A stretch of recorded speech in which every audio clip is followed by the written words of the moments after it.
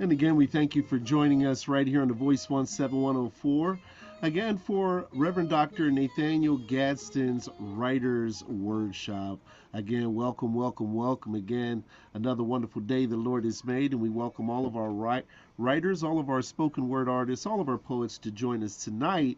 Again, as we all sharpen our tools and learn from one another again during the Writer's Workshop tonight. Again, as you see, I'm not Reverend Dr. Nathaniel Gadsden, but we are standing in tonight for Dr. Gadsden. Again, pray his strength.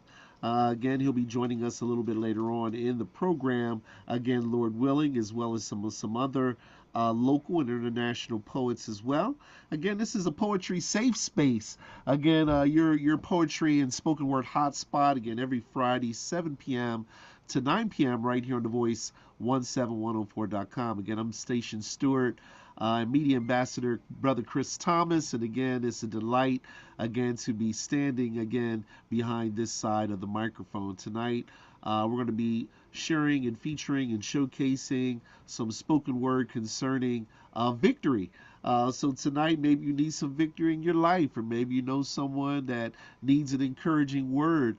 Maybe you know someone that needs inspired. Again, the Writer's Workshop is the place to be. Again, every Friday night, 7 p.m. to 9 p.m. right here on the Voice of Heaven, the Voice of Harrisburg, the voice to the nation, 17104. So again, we're going to feature a piece. Again, we're talking about victory tonight, but there are a lot of events going on in the Harrisburg area, again, sponsored by Life Esteem.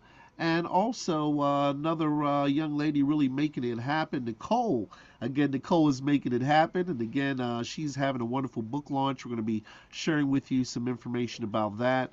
But there is an event coming up in the Harrisburg area. Let me pull up that flyer here. I want to share with you. And again, if you have any community events, again, if you're in the community know and you have some community-based events you want the world to know about, again, reach out to us here at the Writer's Workshop or at the Voice 17104. We would love either to have you on to talk about your events, or we'd love to talk about them and help promote your nonprofit events as well going on in the city of Harrisburg and in the local vicinity. Okay, so we're remembering what we can't forget. What's this all about? It's a personal perspective of the Civil Rights Tour that Reverend Dr. Nathaniel Gadsden took with his wonderful wife, Patricia Gadsden. Again, Life Esteem Ministries, Redeem Christian Church of God.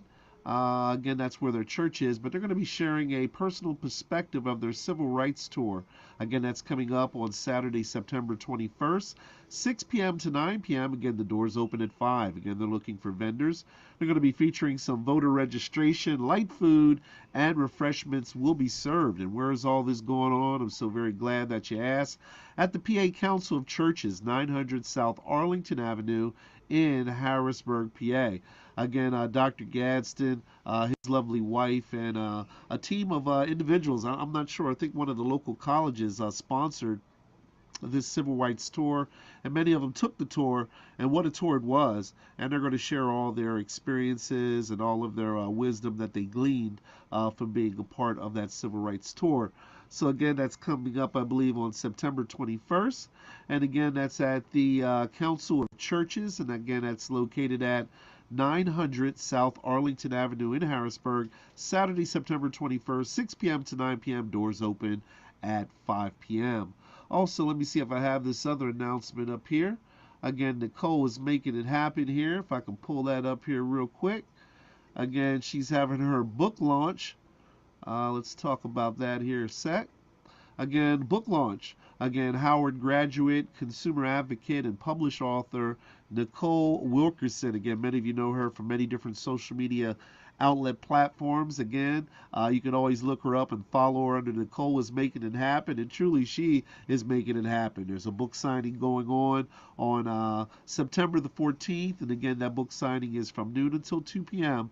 at Full Circle Music, 2201 Woodland Street, Harrisburg, PA, 17104. Again, there's going to be a free gift. Yes, you heard right, a free gift for all those who attend. Journals will be available for purchase, light snacks, refreshments, more information. Again, reach out to Nicole. And again, to believe the number is 717-307-8272. Again, her latest book is entitled HBCU Bound. Again, if you have a young person or if you're young at heart, maybe you want to go back to school and brush up on your education. Again, you can glean the wisdom that Nicole is sharing with all those that purchase this book. Again, a guided journal for students preparing to attend historically black colleges or universities. Again, that's sponsored by Nicole Wilkerson. And that event, the book signing, is going on Saturday, September 14th. And again, that's from noon until 2 p.m. Again, more information, reach out to her on all social media platforms. So again, I'm Station Steward Chris Thomas, just filling in for Reverend Dr. Nathaniel Gadsden. Again, hopefully we'll be joined by some renowned poets, again, out of New York, out of Harrisburg, South Carolina, Pittsburgh, and all points in between. I know some of our poets are in transition, moving, relocating, working, different shifts. But again, we provide this poetry hotspot every Friday evening, 7 p.m. to 9 p.m. for all those that are interested in writing. Maybe you don't know where to begin. Actually, tonight, for a little bit of the time we're together, we're going to be featuring a wonderful workshop and seminar that was done, I believe, in 2021. Again, the information is still very relevant and to the point for all those interested in self-publishing, becoming an indie publisher, an indie artist, independent. If you're looking to, network, again, this is a great place to start and to sharpen your teeth as it relates to all things poetry and all things spoken word. So I'm going to share with you a little bit more about the Voice 17104, but before I do that, we're going to jump into some poetry, since this is the Writer's Wordshop. And again, our first spoken word piece tonight as we wait for Dr. Gadsden himself and some of our other local writers and poets that will be joining us. Again, if you want to join us, feel free to send us a message on our fan page. Again, the Voice 17104. You can also leave a message on the Writer's Wordshop fan pages. Again, there's two different ones that you can find that you'll see this video actually has been shared to. Leave a message. Again, it's going to take me a minute to try to multitask to get to those requests. But again, send us a message as fast as you can. And again, as soon as I see those messages, I'll make sure you get the needed Zoom link to join us again for our spoken word and poetry corner right here on social media. Again, every Friday night, 7 p.m. to 9 p.m. So with that being said, again, our first spoken word piece is called The Victory Lap. Let's find what that's all about. Again, right here during Reverend Dr. Nathaniel Gadsden's Writer's Wordshop. Whatever you do, don't touch that dial. Victory lap. See, I've been there and I've done that. I learned the game early. I saw people earn fame early, but basically they ain't worthy. See, what you don't understand is before you walk, you crawl first. But a lot of people are afraid to fall, so their main goal is to ball first. And it all works sometimes, but sometimes it doesn't. Sometimes the chance to advance was there, and sometimes it wasn't. But did I give up? No, I just kept on going. See, I had skills, but no deal. I just kept on flowing. And soon enough, those skills got tough and they kept on growing. And those same seeds I kept on sowing, kept on showing. See, a lot of times it's not the motion or the size of your boat. It's that inner strength within you that makes it wiser to float. It's like why you bought that leather belt, because it ties with your coat. Or why a hamburger ain't a meal without some fries and a Coke. Or why your friend died of cancer and you don't realize that he smoked. Or why you spend up all your money now, you surprised that you broke. See, quote, I like to learn things, but I also like to teach. I like to greet people, but all I meet is discreet people. The cheap people who keep people to cheat people, but to leech people just ain't the way you treat people. See, weak people is a lot different from neat people. because they eat people for what they got just to beat people. I want to reach people, and each and every one of my brothers, just understand this. You can't always do what you want to do, brother, if God is in front of you, brother. Especially in such a poisonous world. And what happened in Ferguson lets me know that we have to educate our boys and our girls, because if we don't protect them, then who will? Because brothers and sisters, please believe it, the only reason that you still even breathing is that this is your comeback season. And I am a soldier for a generation of people. The rebirth, the love, the disintegration of evil. In God's eyes, all men created were equal. So with that on my mind, I'm innovative, I'm lethal. So send this message to the devil. Tell him we taking soldiers from his army, and we already got several. And he is not on my level, I am never scared. My Father is omnipresent. That means he's everywhere. With him by my side, I will never fear of ever burning in the devil's lair, because he's sitting up in heaven's chair. And he is on his throne. I done made it, homie. Look at these streets paved with gold. They've been waiting on me. And devil, you could never take it from me. If my reward is in heaven, then who cares if I ain't making money? Through years of oppression, my tears is a blessing. I'm a soldier. My fear is my weapon. My victory lap. Through all the storm and rain that's poured. Through all the pain and hell that I've endured. For a blessing to end life's curse. Just to reflect a little heaven on earth. And now that rain is my saturation, this is the season for celebration. This is my victory lap. God bless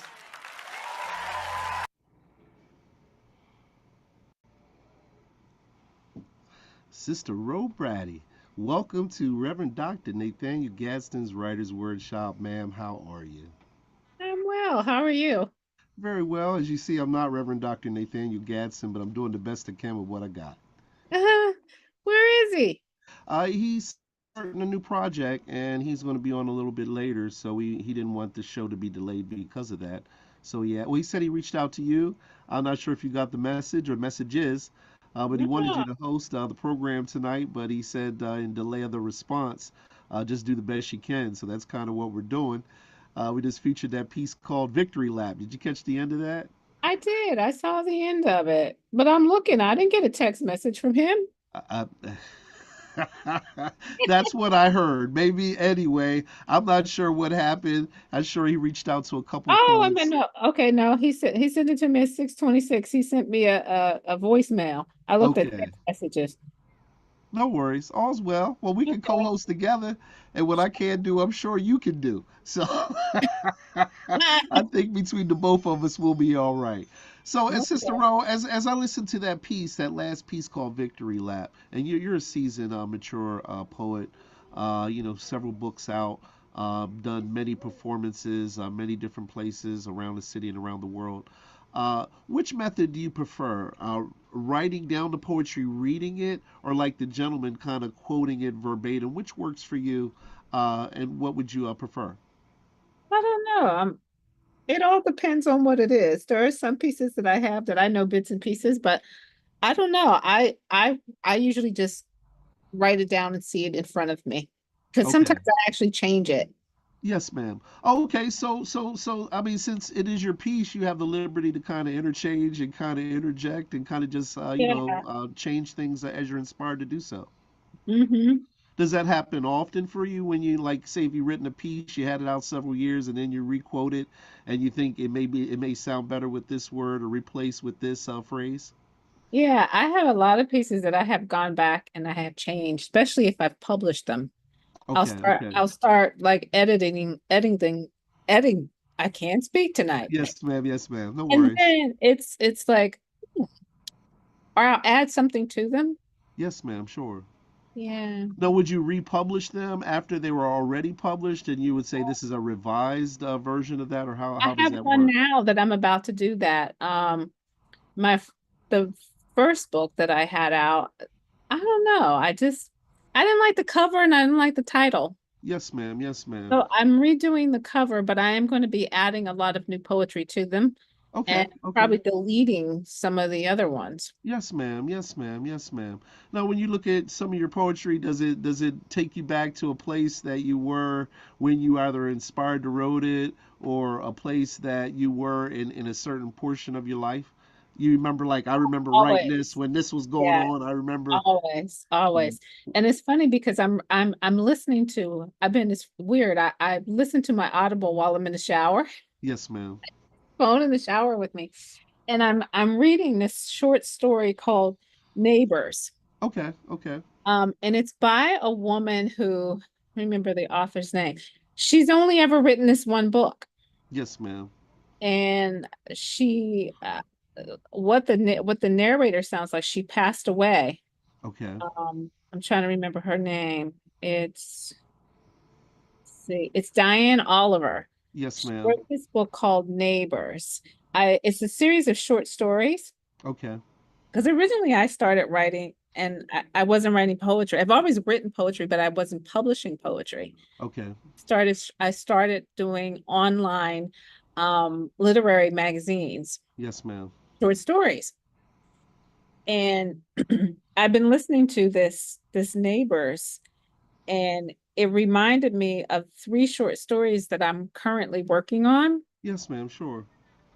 And I thought, wow, she wrote a short story. And they're based upon things that have happened in history. Okay.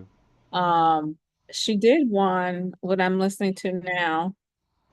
Oh, and I can't think of her name. The little girl who integrated uh schools back in the 60s. Okay. Yes, ma'am. You know who I'm talking about? Uh, Last name Bridges, and I can't think of her first name right now. well, I'm It's been sure a long. one of our listeners or viewers know. Please put it in the comments section and we'll read it off. But Yeah, and anyway, I go can't. ahead. Sure. Well, she rewrote the story as if it were happening in the current vernacular. Yes, ma'am. Um, as if we could see the inside of this little girl's house before this happened, like the day before.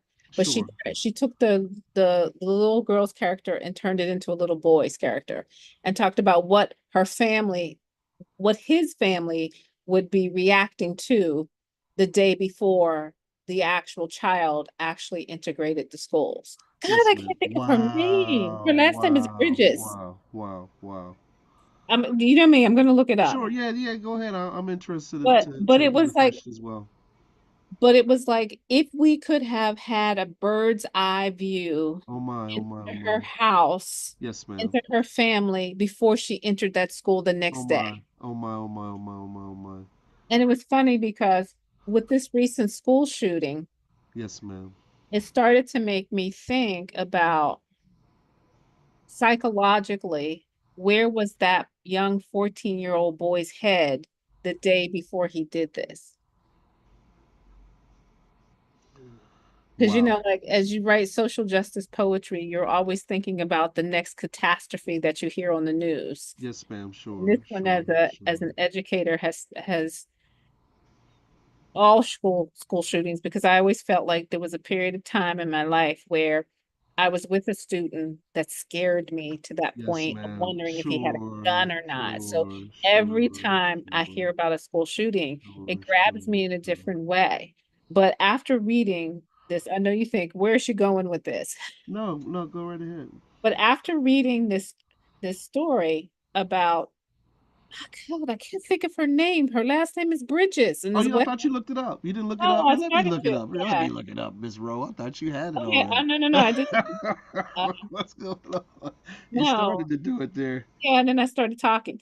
Um, but it reminded me of all these things that now taking me back to short story of what if we wrote stories about what was happening to these people who did these disastrous things as if we knew what happened with them the day before they did it.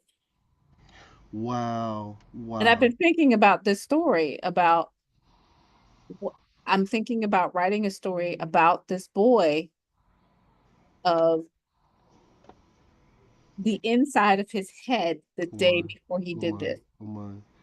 I'm sure there's probably a lot of dysfunction, a lot of hurt, a lot of pain, Uh-huh. a lot of I mean, unprocessed. nobody knows, Yes, ma'am. Yes, but ma'am. I can only imagine, Sure. writing a short story of his interthinking the day before he went Sure. and did Sure. that. Oh my. Oh my. Oh my.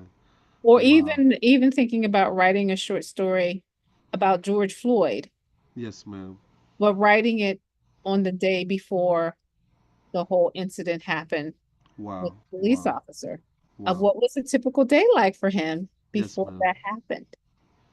Mm. And I thought it was such a powerful story. I'm looking it up now because I he didn't know her name. Name of little girl, Let's see if girl I got anything here. who integrated.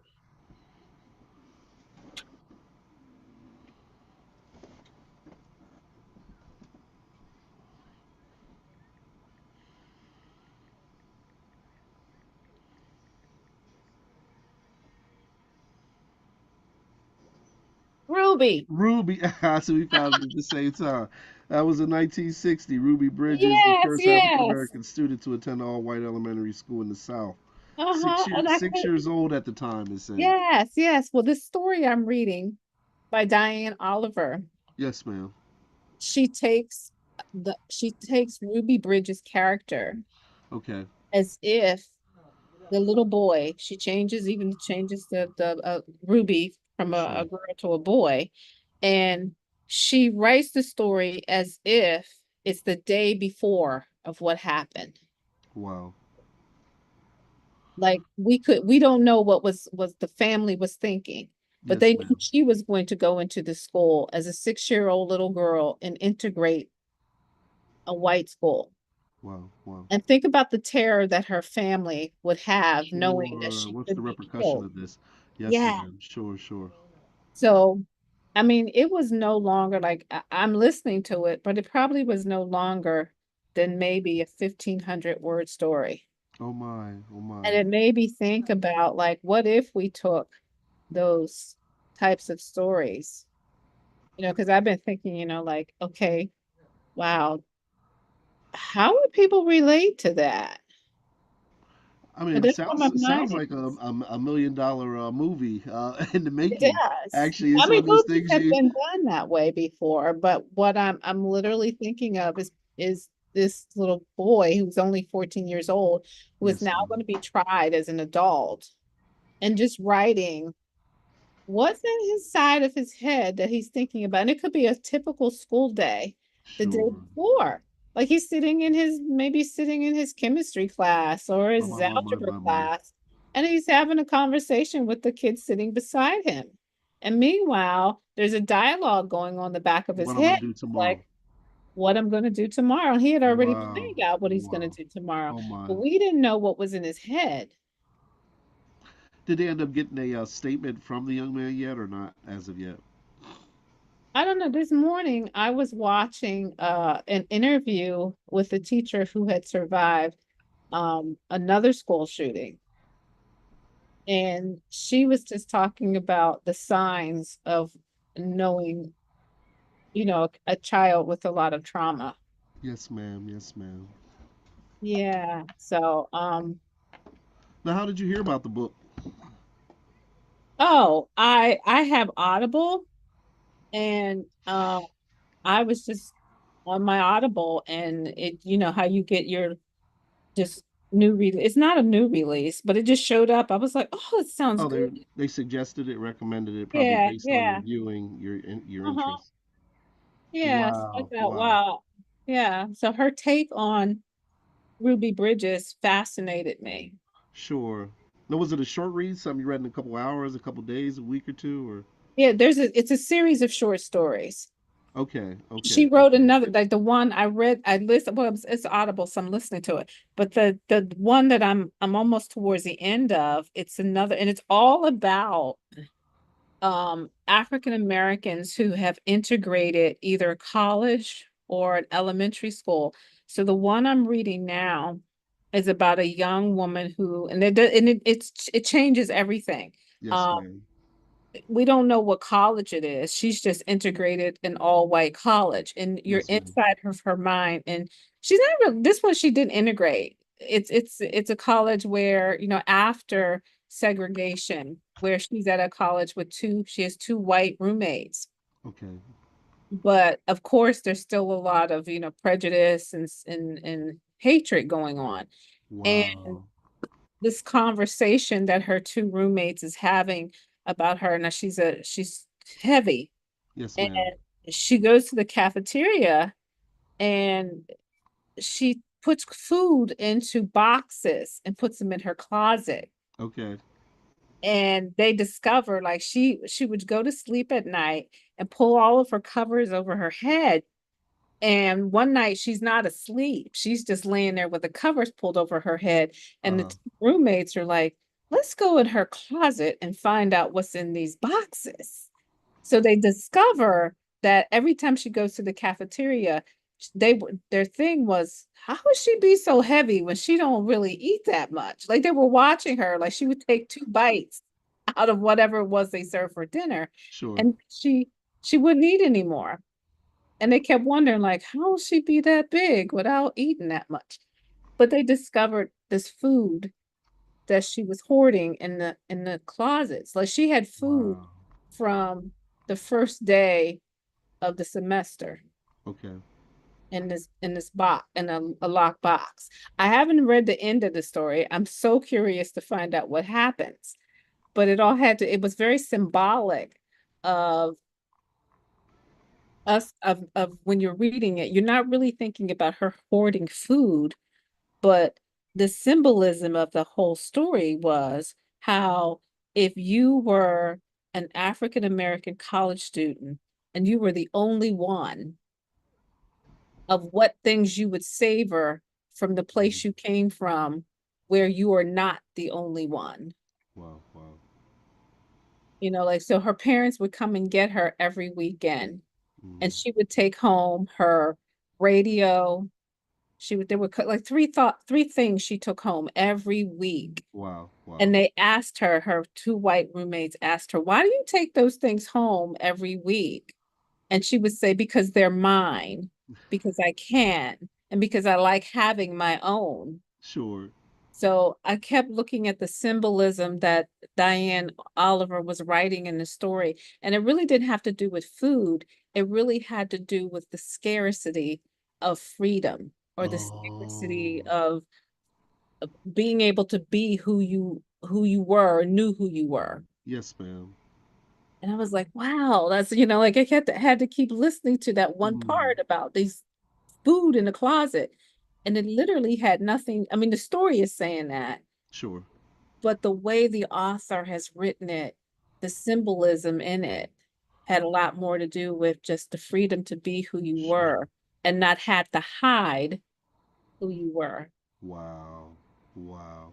Now, Yeah. was that her first writing, or has she written prior books before this one, or Well, don't you know? she had only written this one book and she died Okay. Okay. after this. She died. She died. She wrote this book What? called Neighbors. And the narrator at the very beginning was talking about being a English major. And how does she put it? She said her fourth mothers, who, you know, she said, you think about the great Renaissance writers who were African American women, you Yes, know, ma'am. like you got Toni Morrison, you got Maya Angelou, you know, you have all these who were great writers in that period of time.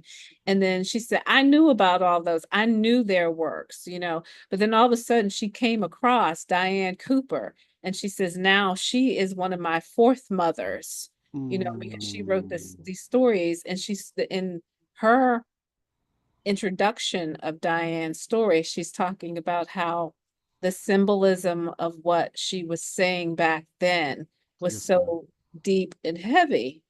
And I was like, wow, that is really deep. I mean, I love books where it's like symbolism in books, you know, like, you can use color to talk about things that have more of a symbolism. Like, if you use the word the white. Like if you're Yes, ma'am. describing something as white, you're describing it as pure.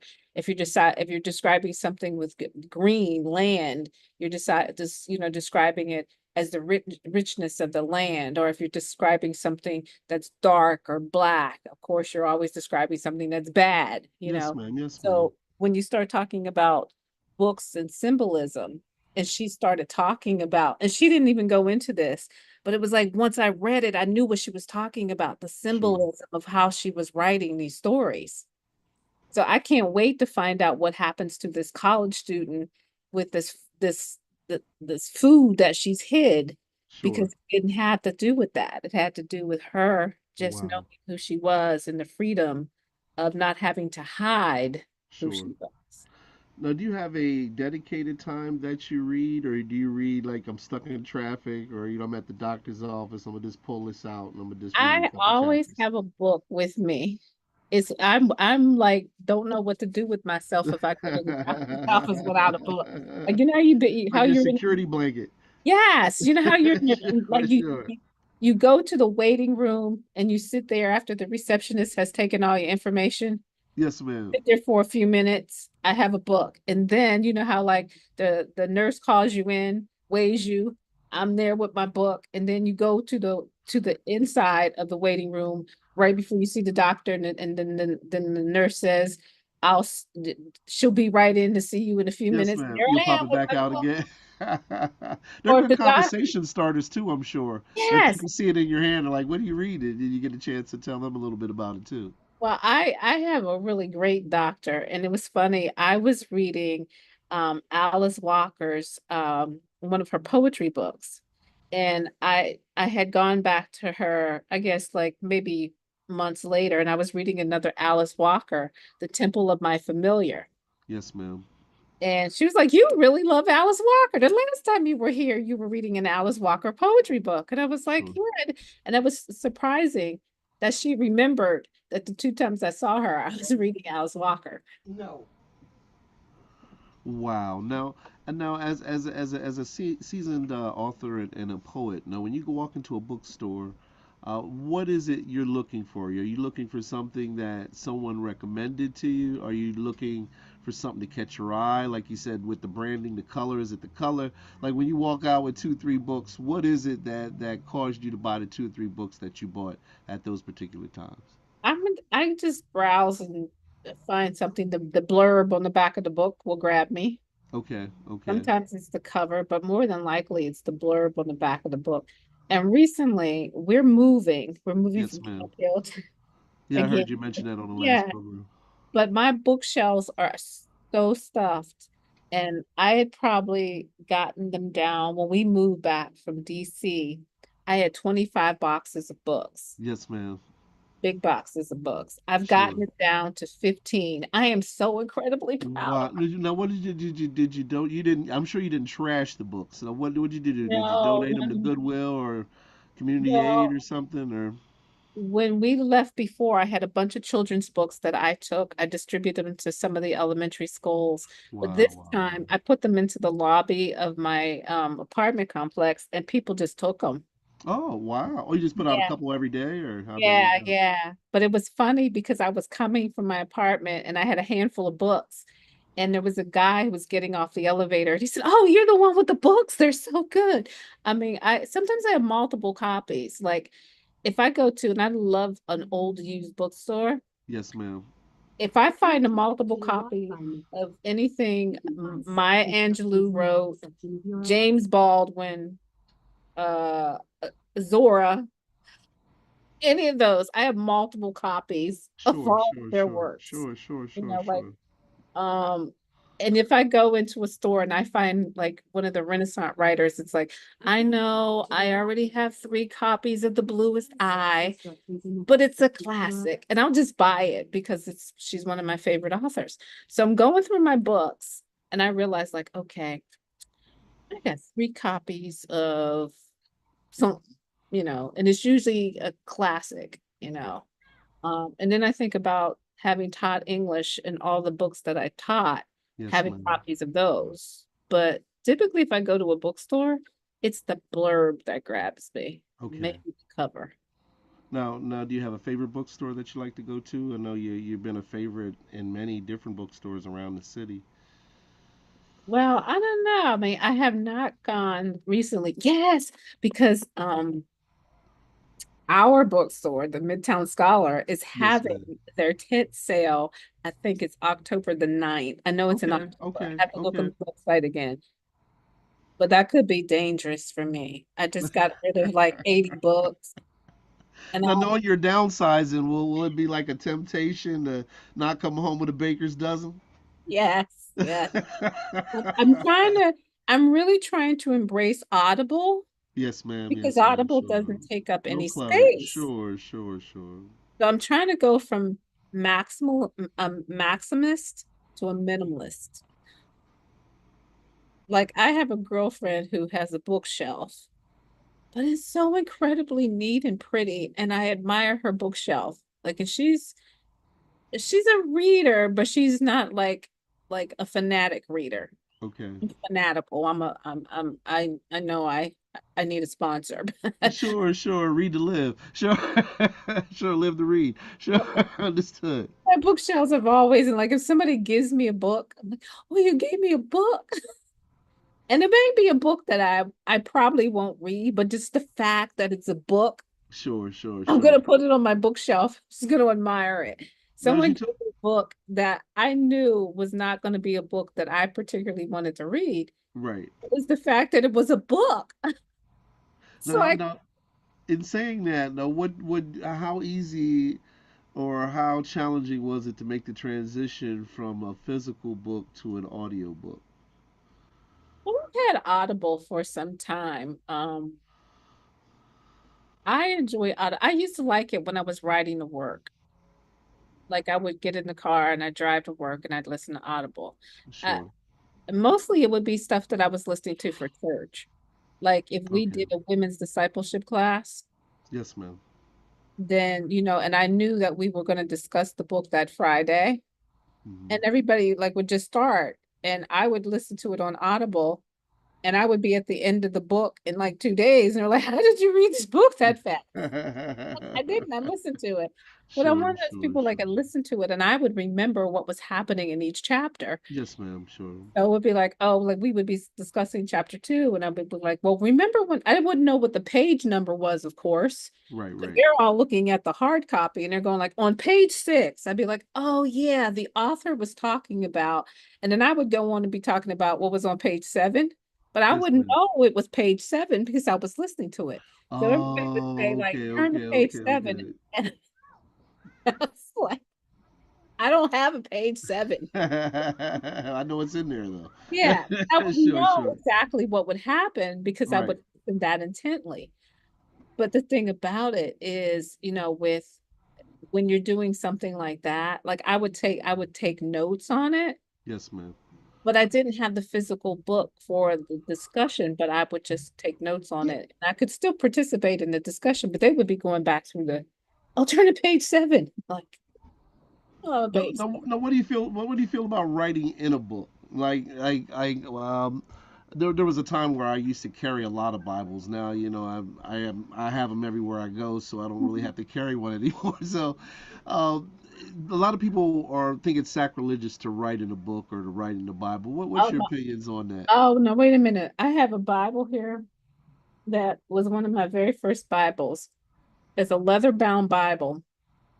Now you know where Genesis is, right? Yes, ma'am. Yes, ma'am. I pray so. It's probably behind Romans.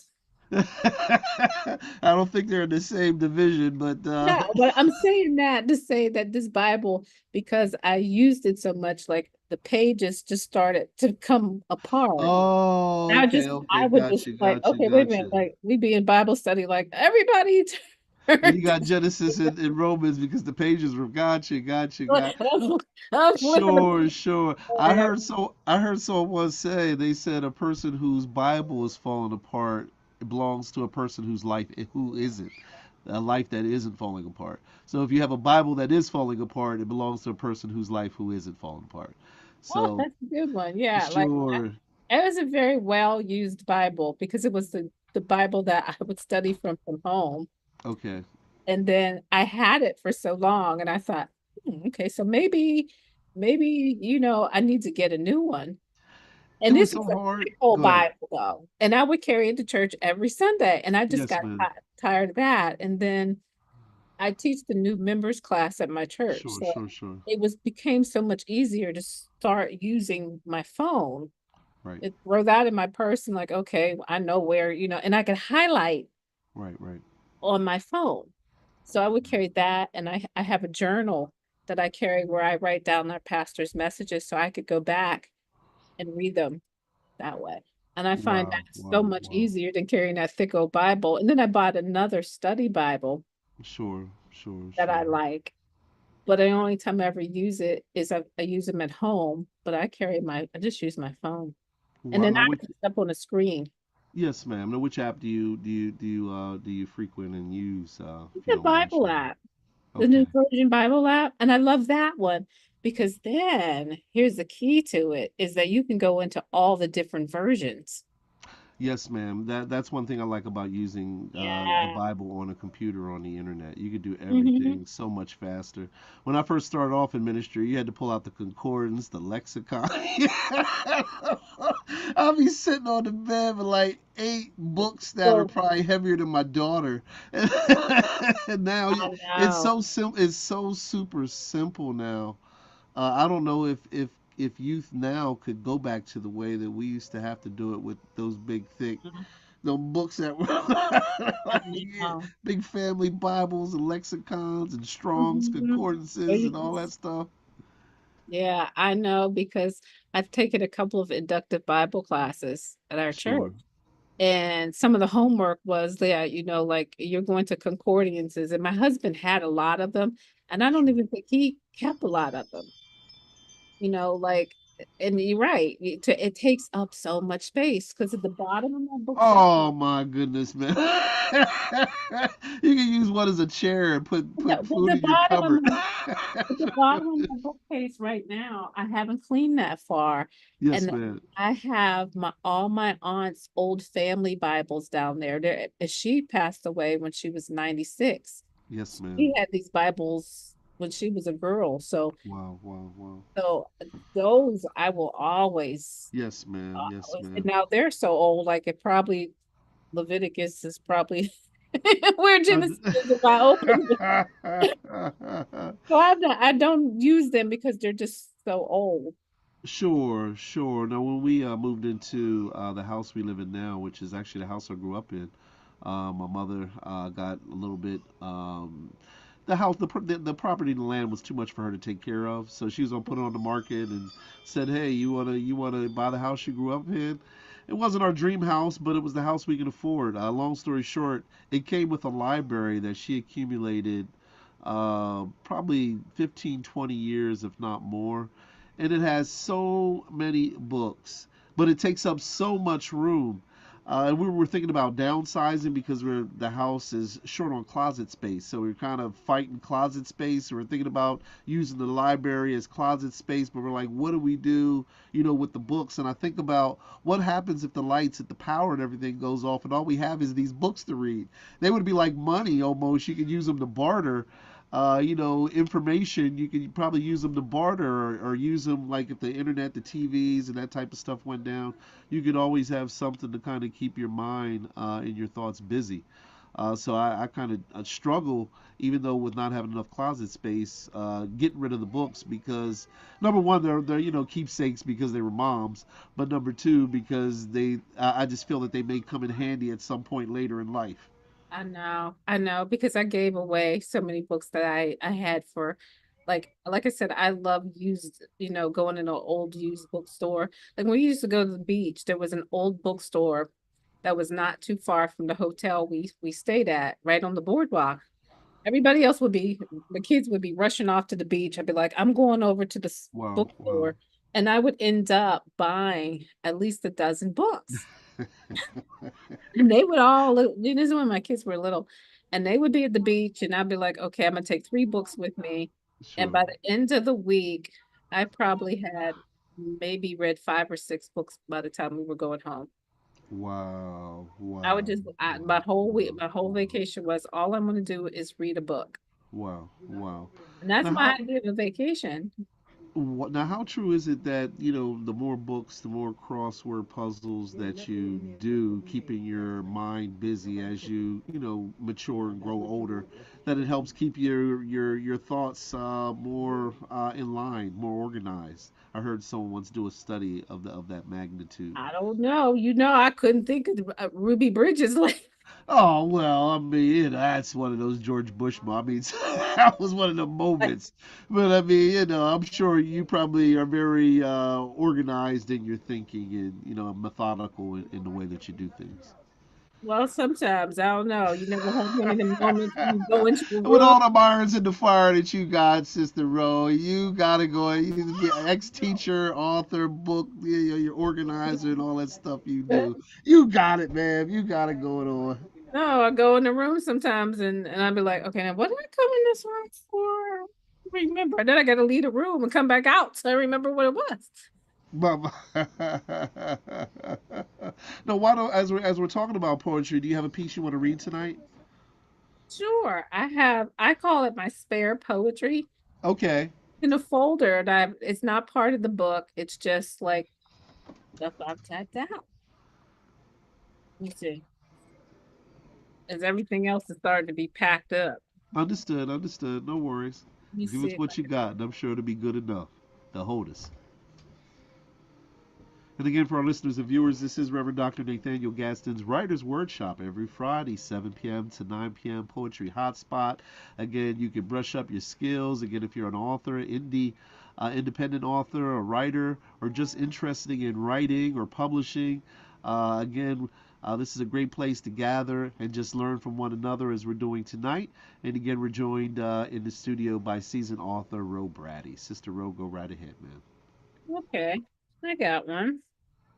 Um, this one is called an ode. Well, since we were on a thing with books, this one is kind of a way of me giving an ode to some of my favorite poets.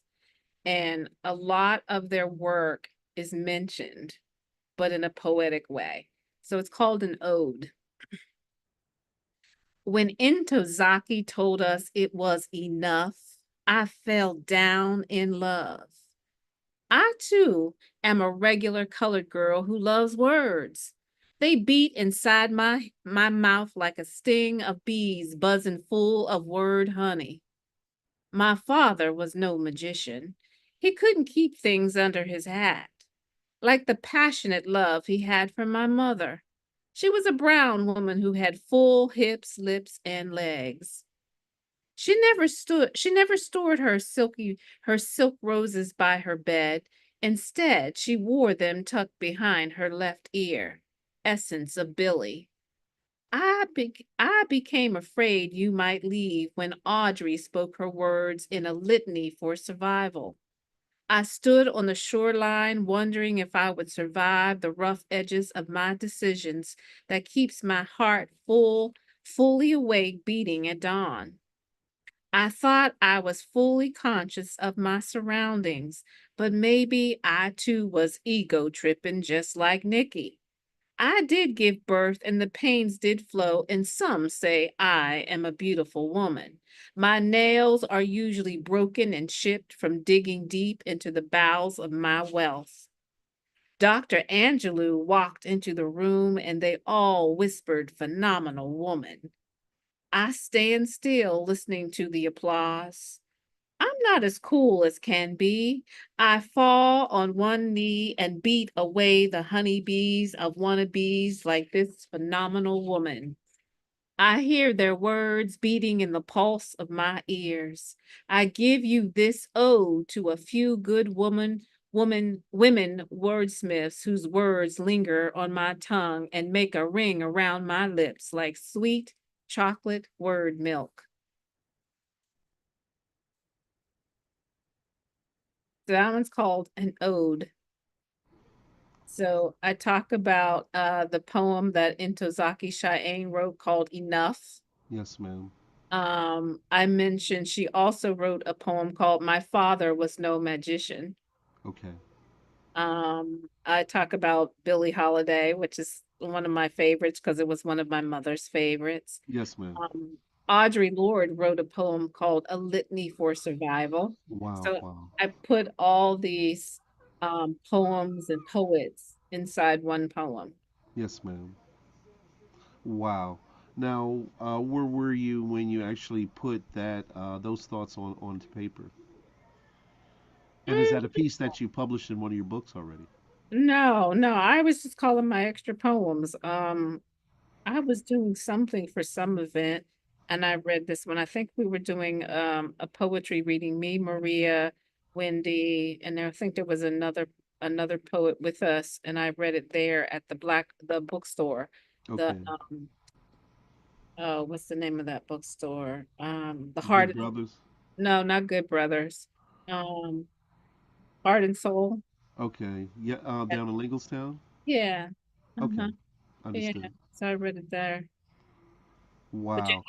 you'd have to like really be into Zaki Cheyenne and Audre Lorde to know that they were titles of their poems. Okay. Okay.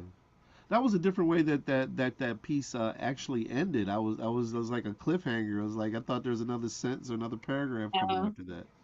oh, I said, I hear their words beating in the pulse of my ears. I give you this ode to a few good women wordsmiths whose words linger on my tongue and make a ring around my lips like sweet chocolate word milk. Okay, okay, okay, okay. I didn't hear. I think I may have missed the sentence. The baby was talking in the back. I may have missed the sentence before that. Ah, I heard the chocolate word milk, and I was trying to figure where that went with the rest of the poem that you read. Gotcha. That's a great piece. Wonderful piece. Now, will you put that in one of your future books, or are you just going to keep that? probably. I have this folder that these are unpublished ones, and Okay. probably I will. Um, I just use them as reader magnets. Okay. Now, what when you take a piece and you choose to publish it versus a piece you leave in the that extra clip you have at home to bring out on them special occasions, what is it? Is it the audience reaction? How do you know which pieces are to publish and which pieces stay in the clip just for certain Well, purposes like I think this? you got to fill out your audience because I have one in here called The Innocent Inn. Okay.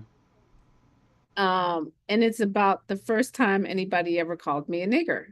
Yes, ma'am. And Sure. there's Sure. some audiences you're like, that one might be a little edgy. I Yeah, don't yeah, know. yeah. Or Understood. Understood. Understood. yeah, Understood. yeah. Uh-huh. So some of them is like I'm writing it out of, like my frustration of that word still being used in today's Sure, vernacular. sure, sure. Understood. And I remember when I wrote this one, it was a conversation, and I think I shared that before. It was a conversation that I had with two young men in a high school. Yes, ma'am. And it was like, like the words that you use will represent you.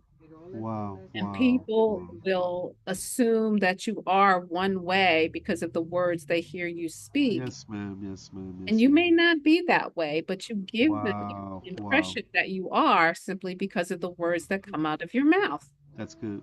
And I shared that with them. And I think that was when I came home and I started thinking about like the nasty N word. And I called it the innocent N because the first time Wow. anybody called me that, I was like, I was hurt. I walked away. I was Yes, working. ma'am. Sure, sure.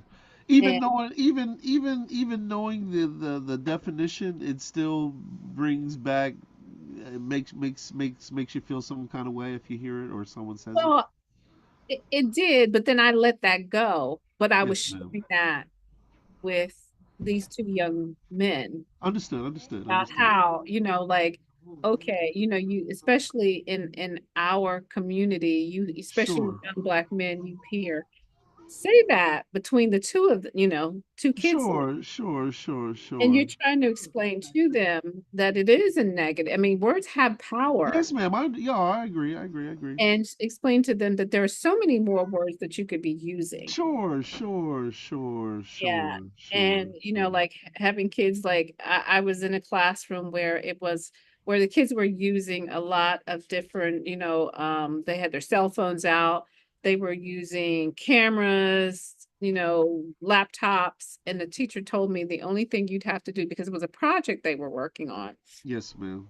and the only thing you'd have to do is kind of like monitor them. Okay.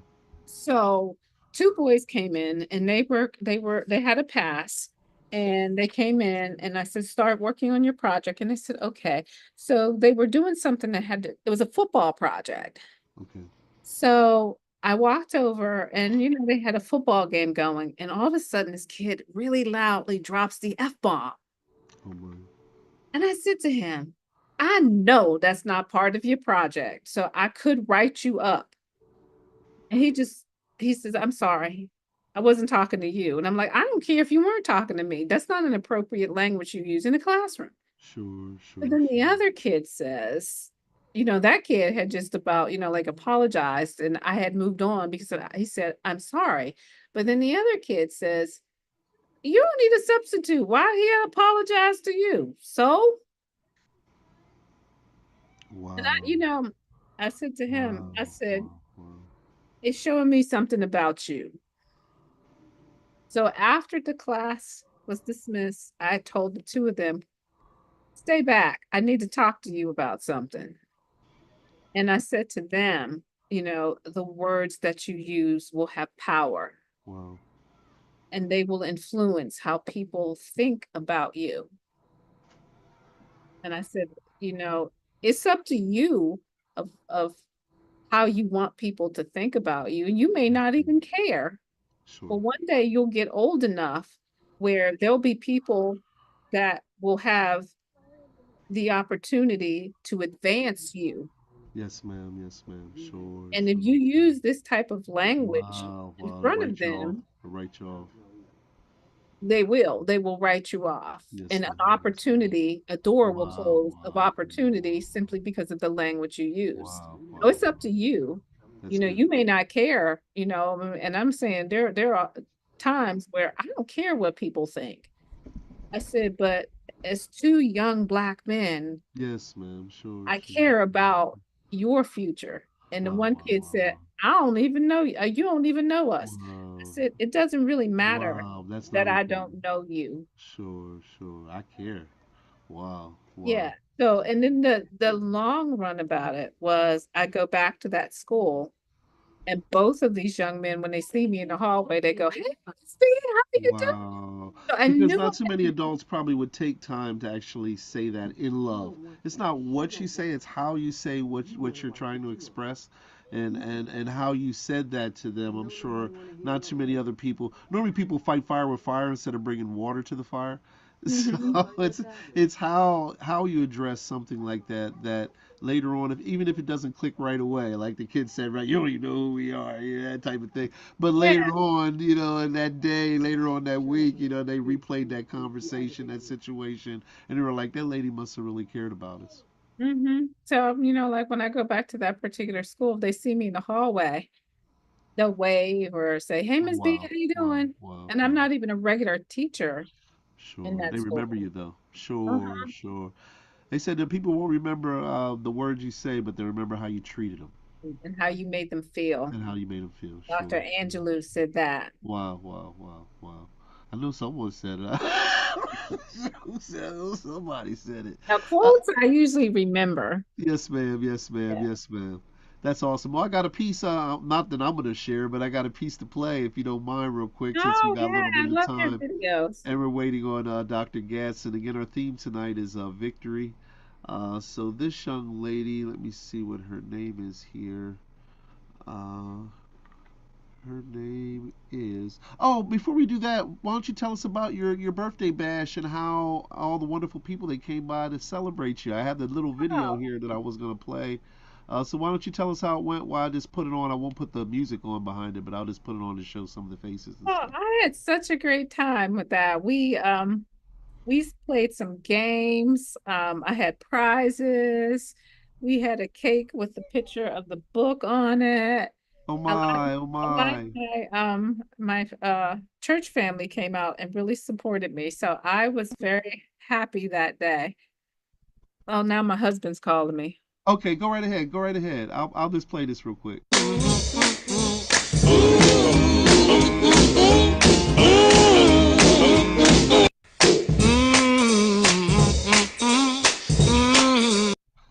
And again, we do thank you for joining us right here during Reverend Dr. Nathaniel Gadsden's Writer's Wordshop, again every Friday night, 7 p.m. to 9 p.m.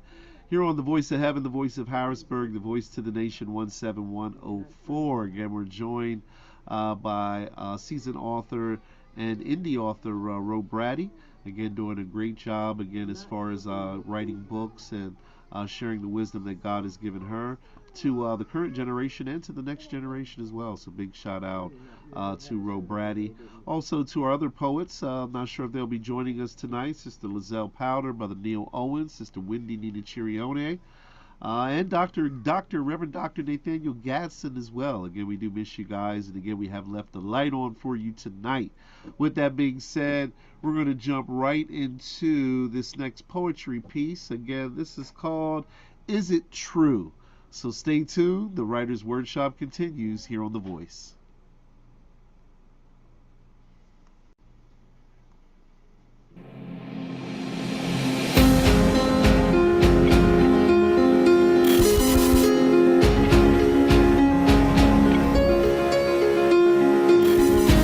Hello everyone, my name is Victoriosa Rumense, but you can call me Victoriosas. On this spoken word episode, I'll be performing a poem titled Is It True?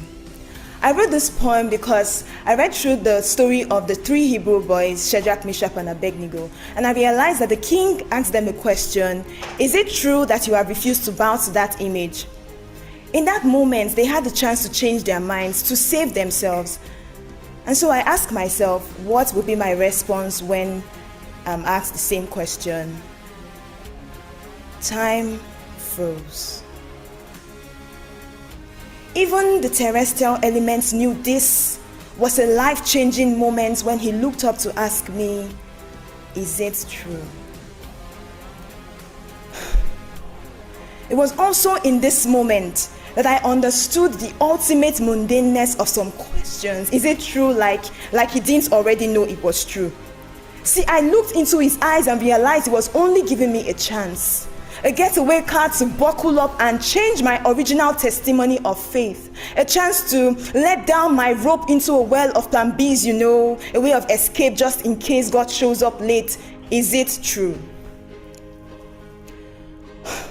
Is it true that you have refused to bow to the image I set up in your heart? Love's look-alike, longing for lukewarmness. Is it true that you are holding on to faith though hope seeps slightly through the cracks of your palms like pebbles? Is it true that you have refused to be moved? I had the answer wrapped up in one sentence. But the truth is, there was suddenly a need to pause and take a deep breath and reconsider the repercussion of the answer fighting to roll off my tongue. He said that I'll be cast carelessly into the womb of a fiery furnace, that my body will be burnt beyond recognition. He said that my bones won't even survive the heat. Is it true? Is it true? Yes, it is true. I will not bow to your tricks, doubts, pessimistic persona plucking out God's word from my heart, making me believe a lie. But then again, he reminded me that he was a God in this territory and no one would be able to save me from his hands, and I believed. My mind became crowded with a sea of questions. A, B, C, what if God shows up late, Lazarus 4 days? I know God's time is the best, but what about James' head cut away? Is it true? He interrupted yet again. Who is that God that is able to save you from my hands? And he clicked. That was when it clicked. He was not asking if God would show up just in time like Superman to with one big wave of his hand swipe me away before my body hits the heat. He was asking if God is able, able, reliable, able to save me from his hands. And see, my God is able to save me from the fire. Plus, this fire is too small an issue to cause my knees to buckle, shoving my faith freely into your hands. Listen, my God is more than able. So I won't let you coerce me into letting my guard down, seeking plan B. Swallow your empty thread, because I realized that your fire only burns flesh. The impact is skin deep. My spirit is unreachable. Listen, have you heard of the consuming fire? He's my Father. As he is, so am I. Therefore, I consume things, fickle fires that disperse on my arrival. Listen, My God is able to save me from the lion's den. But let's say I pass through this temporary fire. He will be with me unconditional, air conditioner, fanning me with cool breeze, ice cream cones. I heard that the devil runs to and fro the earth seeking whom to devour. But I also read in 2 Chronicles 16:9 that the eyes of my God run to and fro the earth to prove himself strong to those whose heartbeat call out his name. I am in an unbroken relationship with Yahweh. How dare you threaten me? How dare you? So pay attention to my final answer. Yes, it is true. I will not stop believing God's word. Weeping may endure for a night, but joy springs from my belly in the morning. Laughter sweeps through like another current. Peace is still. Peace is still. Wow, very powerful piece here entitled "Is It True?" Not sure if you caught the tail end of that, Sister Rowe. I think you're muted still. I said I caught a little bit of it. No worries. Now we were talking about the birthday bash. Now you're talking about some of the people that attended and the time that you had. Yeah, we played some games. I had some prizes. Oh Uh, my, oh my. yeah, so it was really good. I really enjoyed it. It was what I decided to do for my throw myself a slash birthday book bash. Sure. Now was it catered or No, what no, did y'all do to actually it eat? was just dessert. It was just it really was just like punch and cake. Oh, okay, okay, Yeah, we okay. just got together, played some games. I had a raffle, so it was fun. Well, I saw Dr. Snowden there. Yeah, I was so surprised. That was so sweet of him. He's such a My. good guy. Sure, sure, he's very supportive. Mhm. Now, do you know anything about Nicole's book signing coming up? I think I got the I flyer for that saw here as well. I saw it on Facebook. I guess you had posted it. Okay, I'm gonna put that up here and talk about it here a sec, and give you a chance to get another one of those bullets out of your spare clip that you got there on the side. So I'll give you a warning on that one. So again, this is Reverend Dr. Nathaniel Gadsden's Writer's Workshop every Friday evening, 7 p.m. to 9 p.m. Again, there's a book launch going on, brought to you by Howard graduate, consumer advocate, and published author Nicole is making it happen. Again, book signing September 14th, noon until 2 p.m. at Full Circle Music, 2201 Woodland Street, Harrisburg, PA. Again, her latest book is entitled HBCU Bound. Again, a guide and a journal for students preparing to attend historically black colleges or universities. Again, free gift for all who attend.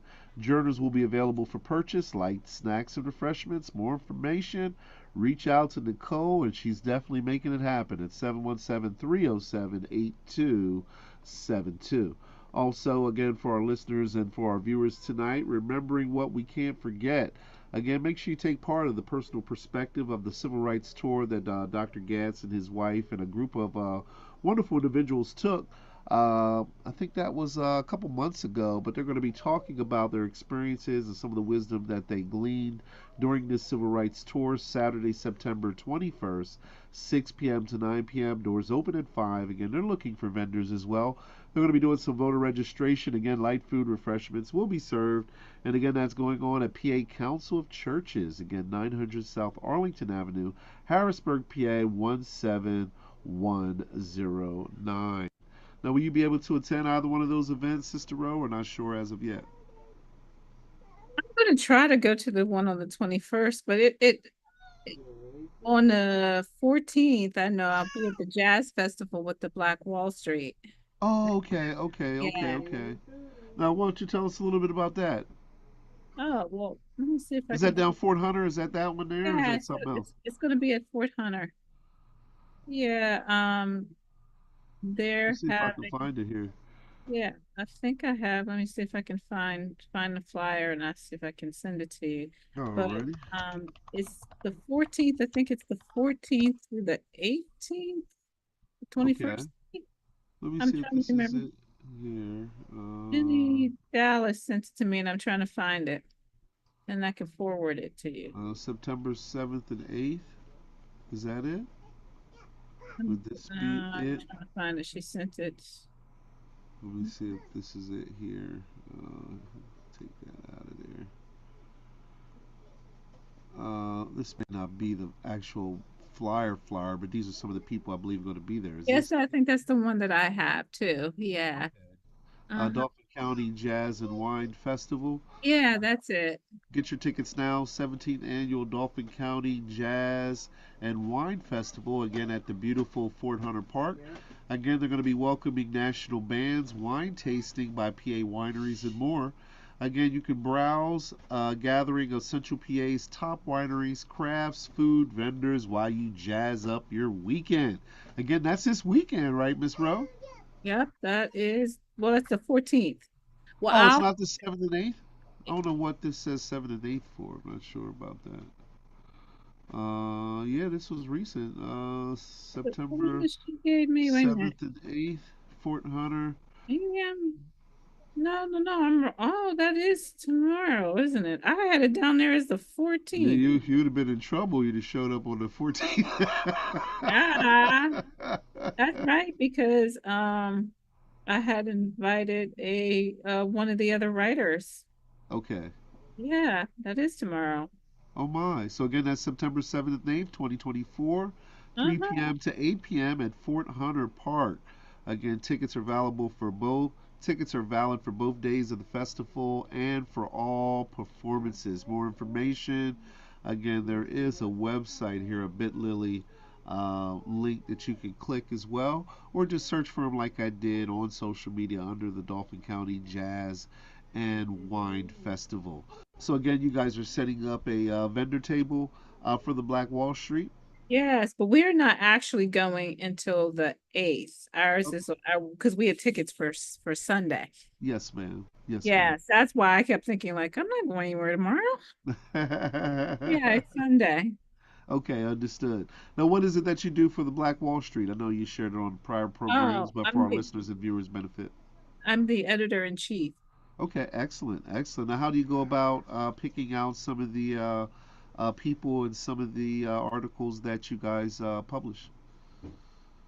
It all depends on what's in the media kit. Like this month, we're focusing on global entrepreneurs and of course, Breast Cancer Awareness Month, which is Yes, ma'am. October. Okay, okay, So, okay. Reverend Gaston writes for the magazine. A friend of mine who started writing short devotionals, and she wanted to publish her short devotionals, and she says, I just really wanted to get into like writing something where people would think about it in a different way. Yes, ma'am. So I said to Jenny, why don't we do a column called What Inspires?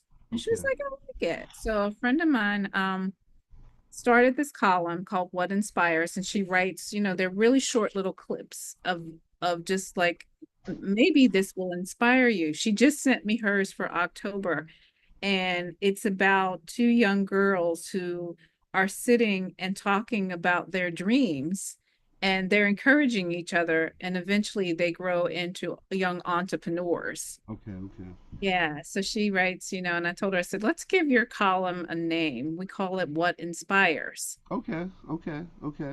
Just trying to add different things now, even though it's community, Yes, we do ma'am. a Yes, ma'am. mix. And I said how it was nice to be able to do two reoccurring columns. So we Sure. do What Inspires, and then I do a column called Thoughts on the Street, which is asking somebody a question about our theme and getting an answer and a response. Wow, wow. Normally, there's a group of ladies at my church, um, my snazzy seniors Yes, ma'am. Yes, and that ma'am. I Yes, ma'am. always go to.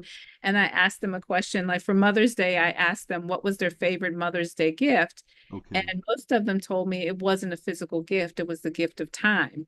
Wow, wow, wow, wow. Um, I think last month I asked them how have they seen youth change since their kids were younger, and they talked about how they did not like how some kids were just disrespectful and did not respect their elders. So they Sure. gave me some really good stuff. I asked them this question every month, and then we Wow, have a wow. group text, and they'll text me their answers, and I'll turn it into my column, and I'll quote what they say. So they get all excited when they see their name. They're Wow, like one of my wow. biggest supports because I left a bunch of magazines last Sunday at the church, And we call her Ma Doris. So Ma Doris, if you're out there talking about you today.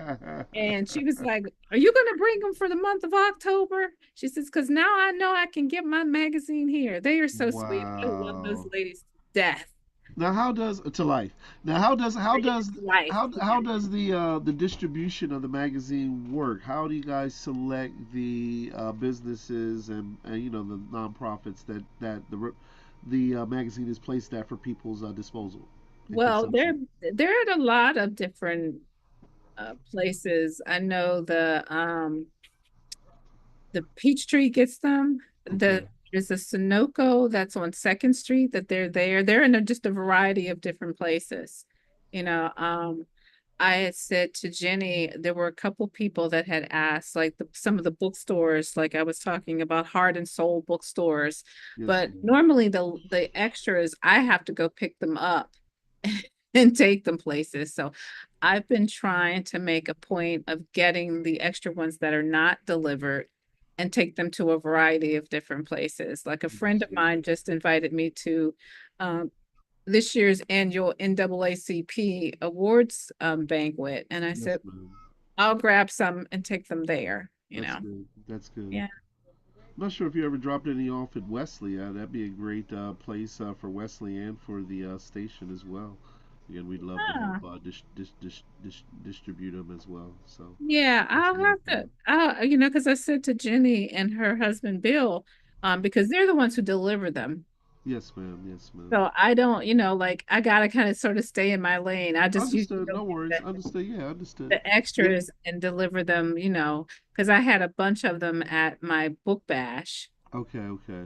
Yeah, and You know where then I got my last one at? I got my last one at there. Giovanni's uptown, the pizza place up there by Oh, Save a really? Lot. Yeah, they got it. They always have a stack of 'em in there. Oh, good. Sometimes I'm up there when I don't go to McDonald's. I'm in a rush. I'll stop over Giovanni's, and they always have a stack. So I'll grab maybe 5 or 6 of them, and I'll take a couple of Huh. them to the station as well. Yeah, well, tomorrow that's my day to usually work on it. Understood. Usually the articles come in like my friend Donna is doing two pieces this month. She's doing one on entrepreneurs. Our one of the associate ministers at our church runs her own law firm, and she's going to do a piece on her. Reverend Gadsden is doing a piece on, I can't remember the gentleman's name that runs he has a clothing line.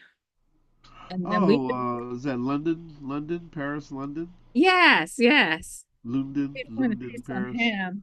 And then we just got a new writer. I'm excited to read his piece. He calls himself Baya, but he's Oh, okay, okay. As Emmanuel an Thomas. activist, community activist, Yeah, so he told me because I had dark his skinned, short guy. yeah, I had called him. I saw him. Well, he came to my book bash. He's a poet too, right? Yeah, Author. he came to Okay. my book bash and I had asked him, I said, "Hey, what are you doing in your spare time? Would you consider writing an article or becoming coming on staff to write?" And he was like, "Yeah, thank you for the opportunity." And I was calling him Emmanuel. He was like, "No, it's Bea." I'm like, "Oh, I'm sorry."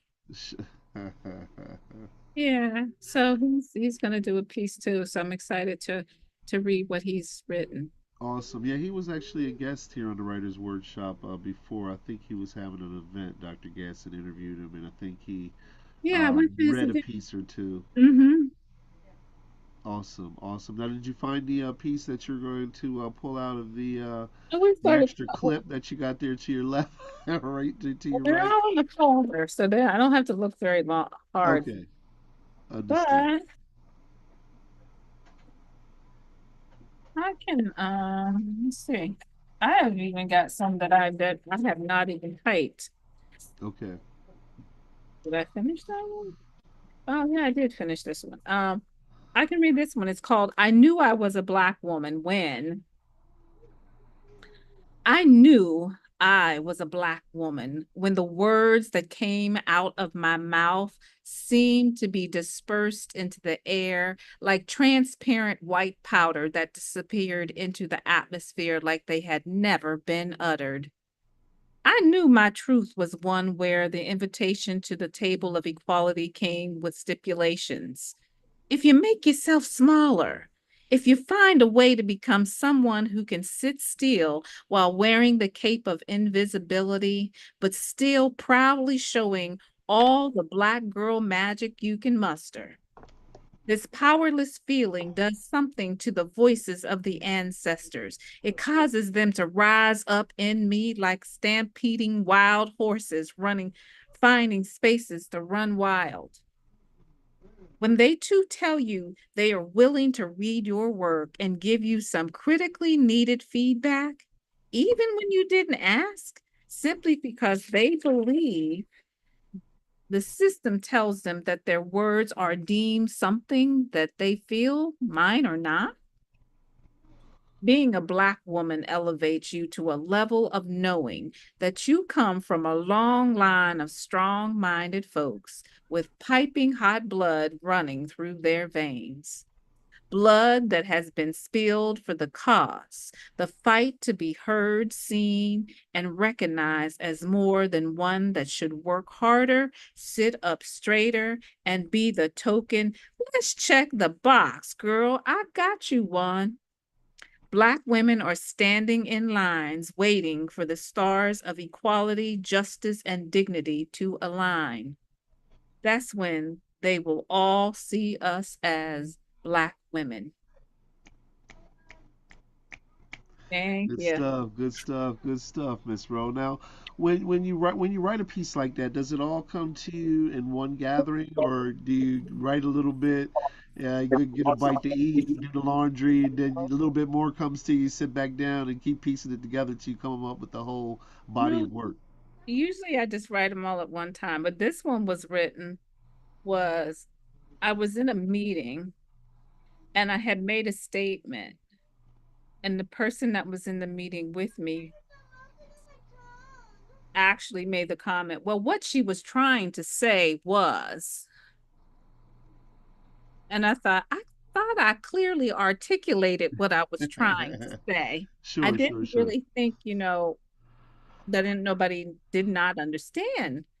And then I realized it was a form of like belittling me. It was a form Wow, of wow, wow. like, oh, a backward, I don't even want to call it a backward compliment, but Sure. like I'm like, oh, okay, so I see what you're doing, or someone tells you, oh, you're quite articulate.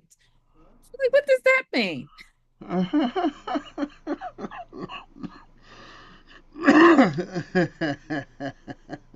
Wow.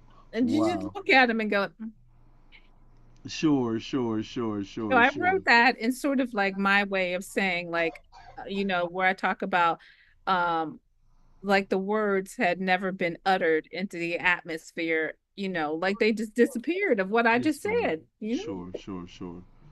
You know, one of my favorite pieces that I've heard you quote on the Wordshop is the one, I don't know the exact name of it, but it's the one about the snazzy man walking across the bridge. What was the name of that piece? The guy Uh, you saw, and he was really sharply dressed. He had the cane, and I guess he walked past, and you oh wrote yeah, the piece about he the guy. the he was wearing a kufi. Yes, ma'am. Yes, ma'am. Yeah, Yes, uh-huh. ma'am. I Well, love that piece. I think I oh, heard it thank twice you. since you read it. Yeah, that was an actual person. That one was, I would, in my old neighborhood, I would go for walks in the morning. I'd Sure, be on one side of the street and this gentleman would be on the other side of the street. And he was a sharp dresser. He was an older man, had a kufi on, had a just a plain white dashiki and white pants.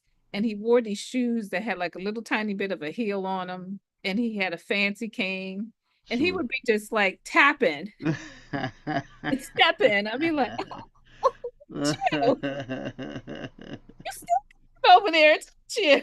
Early in the morning, Yeah, dressed. early in the morning, just all dressed. Sure, sure, sure. Yeah. That's how men used to do it. I mean, everywhere you went, I mean, you had a hat, you had a top coat, you had a cane, Uh-huh. you had a tie on, suspenders. I But mean, he you was look he was like, like casually elegant. sure, But it was just like I'm listening to this cane go, tap, tap, tap. And it had like this pattern beat to it. Now, with that piece, did you write it right away after after you just walked past them, or did it was something that That came took to you me months later? that took me a while because him and I would walk at the same time in the morning. And Sure. at first I didn't notice it. I said good morning, he said good morning, and I'm just, like I was power walking. Okay. And one morning I slowed down and he's on the other and he's walking a little bit slower. But I happened to notice. I was like, he was just going. I was like, oh. And then I noticed it twice. It was like, oh, it's a kufi and a cane. That's what it. Uh-huh. Yeah. I was like, look at you over there. Doing Yeah. it. And then he turned to look at me and smile. Sure, sure, sure, sure, sure, sure, sure. Like, aren't you still got swagger in your step over there? That's quite all right. That's quite all right. I don't Again, know. I meet like these older gentlemen that, like the guy, the homeless gentleman that I met on the bridge, okay. you know, it's just so eloquent, just what he said, good morning, love. Wow. And I would pass him, because I was the building sub for St. Stephen's. So I would park Okay. my car down on the parking lot down on the what do you call it, City Island, and walk over to Cranberry Street. Okay. So you'd have to walk over the bridge to get there. And I wouldn't see him every morning, but every now and then I would see him sitting on the corner of the end of the bridge, and it would still be dark. Okay. And he would look over, and say good morning. And one morning and I said good, and we had gotten to a point where I'd see him and I'd say good morning. And he would say, good morning, love. And just, like that line left me. Like, who Sure, was this sure, sure. man before he was sitting on the edge of this bridge Wow, without a wow, home? Who was he? wow, wow, Who is he still? How have we forgotten who he is because of who he is right now? wow, wow, wow, wow. I mean, he sat there with, like it's almost as he was wearing a suit, like just the way he was sitting there with his legs crossed, his hand draped over his leg, like he was sitting somewhere in some salon. And there Sure, he sure, is at 6:30 in the morning, sitting on the end of a bridge with a plastic bag, trash bag sitting beside him. But there was something so eloquent about him when he sure, said that. I sure, was like, sure. Maybe Angel's unaware. You never know. yeah, like, who are you? Sure, And why sure, has the sure. world forgotten who Wow. you are? Why has the world forgotten you? And now I see these individuals, I cross over the bridge because I live in Camp Hill now, and I see Okay. them going across Foster Street. Like right on that little median right before you get across the bridge to, The City you Island walk, down there. huh? Does it go to City Island down there? By the Well, ball no, field it's and not. all This that? is not city. You know where you cross over, like you're on the Foster Street, Okay, yes, ma'am. and I cross the bridge, cross over to the bridge, like going to Erfurt. Is that the one that goes to where Dukes is? Wormleysburg? Or no? Yeah, yeah. Uh-huh. Okay. But now there's so many that I see every day now that are right there on that median right before you cross the bridge. Wow. And there's just a variety, there's a lot of homeless black men. There's a lot Sure. of and now there's a lot of people coming from different countries who are homeless. There's a few women, and I don't see very many black women, but I've seen a lot of white women. Sure. Yeah, and I'm like, who are you? Who were Wow. you before this Wow. Whose mother? tragedy Whose happened? sister? Whose daughter? Yeah. Uh-huh. Yeah, because our church was doing this thing where our pastor had made up these little bags, and they were like it had a towel, a washcloth, a little travel thing of toothpaste, Sure. toothbrush. So, Sure. Sure. Sure. and I remember actually it was a day that I was going to Peachtree Restaurant, and I was grabbing some Black Wall Street because it was closer to where I was, and I was going to some event and I needed a couple of them. And there was I want to say he might have been Latino or Hispanic, but he Okay. was a person who was living with a disability, and he was in the parking lot of Peachtree, and he was sitting right there on the curb of the Peachtree, right before you turn off to get out of the restaurant. And I Okay. saw him sitting there, and I remember like it was almost like I had to go, like, I was in a hurry to go, but you know where the Wendy's is, right up on the Yes, next ma'am. corner. Uh-huh. I went to the Wendy's and I bought him because I wanted to go and get him something at the Peachtree, but it would have taken too long. Sure, sure, sure, So sure. I went through the drive-through, grabbed a meal, and came back and dropped it off and gave it to him. And he was just so thankful. And I'm thinking, like, who are you? Wow, wow. Who were you before this happened? And when it was somebody living with a disability, and I was like, there are services that could help you. Sure, sure, And these sure. things, I don't know. It's kind of like the poem I wrote about things that twist my spirit. My, oh my. It's like we're supposed to be living in the world's richest country, but here we are with an increase of homeless people. Wow. And we throw away more food than we eat. That's another thing that twists my spirit with these how government agencies deliver their food programs. I was working with kids at over at I'll leave it nameless, over Sure, at sure, a sure. particular program, and someone told me, like, like if you don't have eight or a number where each child can get two, you have to throw away the extra. You can't just give it. That doesn't make any sense. I work in restaurants, Sister Row, and I've seen food that could feed people for weeks just thrown out, and they would rather throw it out. I worked at, Pizza Hut, Olive Garden, not to throw names out there, but places, Mhm. and you see the waste. It is tremendous and astronomical, and they would rather you throw it away than you take it and give it to people on the way home. You almost had to steal it to give it to people. Like, I mean, you feel That is bad because you don't want to throw it out, and it's like, there's someone I see people all the way home that yes, could just I want one know. morsel to eat, and it Yes. grieves you to have to throw it in the garbage like that. I see this in schools like today. I'm in the cafeteria watching kids throw cartons of milk, fruit, just all kinds of food just in the trash. They don't even Sure, touch it. sure, sure, And sure, then sure. I drive home to some homeless person standing on Wow, the corner wow, hoping wow, to get wow. like, Trying to work for food.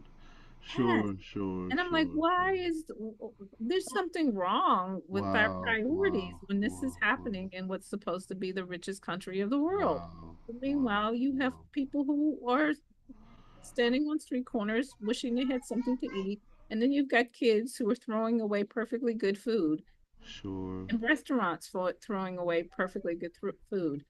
That's And let's go ahead, I'm sorry. these are things that twist my spirit. Do you still have that piece? Yeah, I do. I actually think I published that one. Okay, why don't you look for that one, and I'm gonna play a piece here real quick. It's 8:38. We got about 20 minutes. Again, we are in tune to Reverend Dr. Nathaniel Gadsden's Writer's Wordshop. Again, a poetry safe space. Again, open mic. Again, every Friday, 7 p.m. to 9 p.m. So again, if you're a poet, if you're an author, or again you're interested in either, again, we'd love you to join us again every Friday, 7 p.m. to 9 p.m. Again, you can ask Dr. Gadsden, myself, Sister Rowe, or any of the poets that you've seen featured on the Writer's Workshop. Again, we'll make sure that you get the needed Zoom link and the password so you too can be featured and showcased and have a voice here at The Voice. With that being said, tonight our theme, or one of our themes tonight, is victory. And we got a piece by a young lady by the name of Angelique, and she wants to share with us tonight her victory.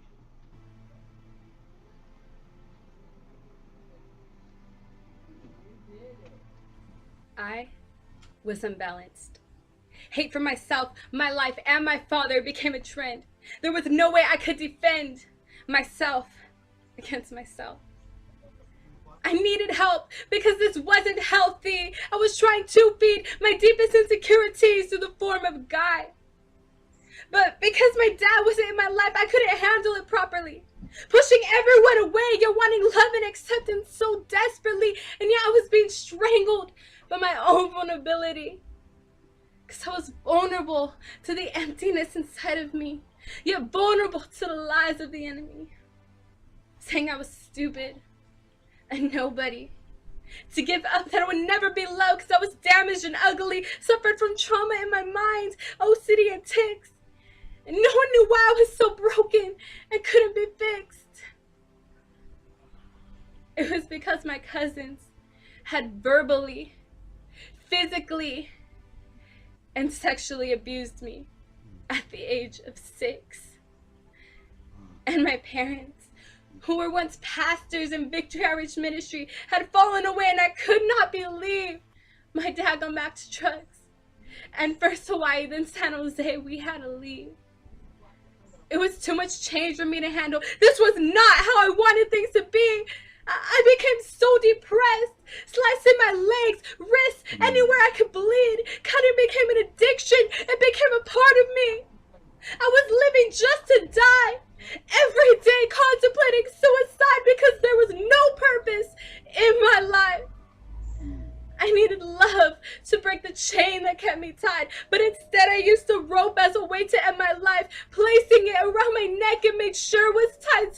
Wrote a letter to my mom and brother, assuring them it would all be alright, tormented by my mind. Past memories, my whole life flashed before my eyes. I couldn't find a reason to breathe, because the pain inside of me had overcome my entire being.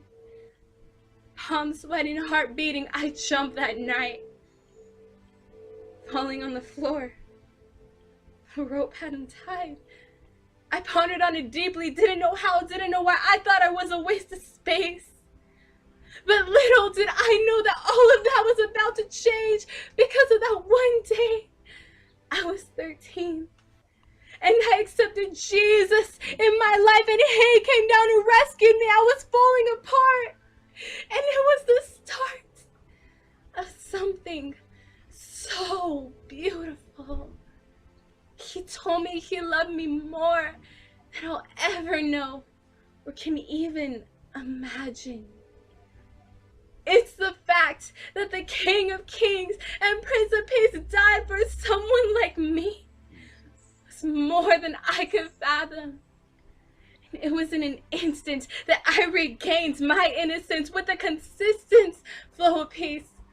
A love so overwhelming that I was no longer drowning in my misery, but drowning in the mighty presence that covered my surroundings. His wonderful, grace-abounding presence is the reason why I'm standing. And with his gentleness and acceptance, I felt him lift my insecurities. No longer desiring a God to love me, destroying and scarring my body, or being stuck in the shame of what my cousins did to me, but choosing to live my life for purity. I was dirty and ugly, but he washed me clean so I could see his beauty in me. My life, my mind, my family was all brought restoration. All of this because of his dedication to sacrifice his life for my salvation. He turned it all around and brought us back home. And I could have never made it on my own. And if you could see yourself in my life, just know that you are not alone. Surrender it all to him and watch the glories unfold, amazing wonders untold, and a purpose to help bring freedom and light to the world.